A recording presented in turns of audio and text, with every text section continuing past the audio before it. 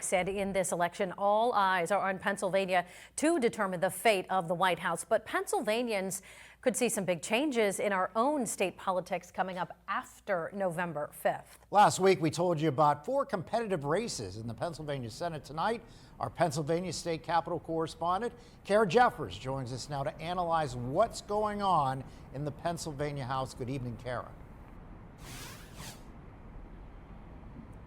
Good evening, Mike and Eva. In the Pennsylvania legislature, there's been some bipartisan cooperation and a lot of gridlock in the past 2 years. The Democrats control the House and the Republicans control the Senate. We talked about the Senate last week, but the control of the House is definitely up for grabs on November 5th.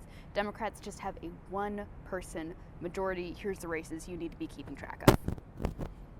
The Pennsylvania House of Representatives has 203 seats, and all of them are up for election every 2 years.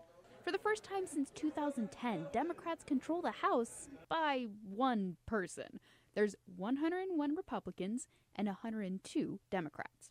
So any small movement one way or the other can either increase the majority or flip it back to the Republicans. With 203 individual races, it can be hard to keep track of which seats are competitive.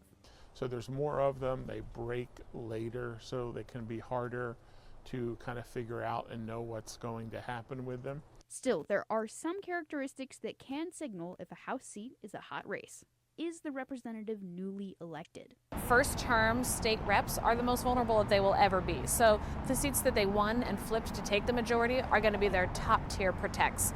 Brittany Cramsey, a Democrat campaign strategist, says equally critical are representatives in a seat that used to belong to the other party. Or they might be in a district that has even amounts of registered Democrats and Republicans. They're going to have to separate themselves from the top of the ticket. But, once they get back to Harrisburg, they are still votes for Democratic leadership. So they're, within the spectrum of what you'd expect from Democratic candidates, but they're going to need some Trump votes to carry it across. The best case scenario for either party is to get 2 seats one way or the other.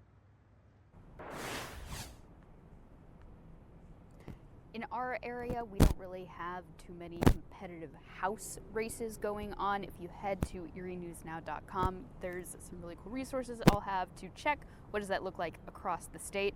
If the Democrats keep the majority, we're probably in for another 2 years of this divided legislature status quo. If Republicans win, that'll be Republicans kind of versus the Democrat governor, Josh Shapiro. In Harrisburg, I'm Kara Jeffers, Erie News Now.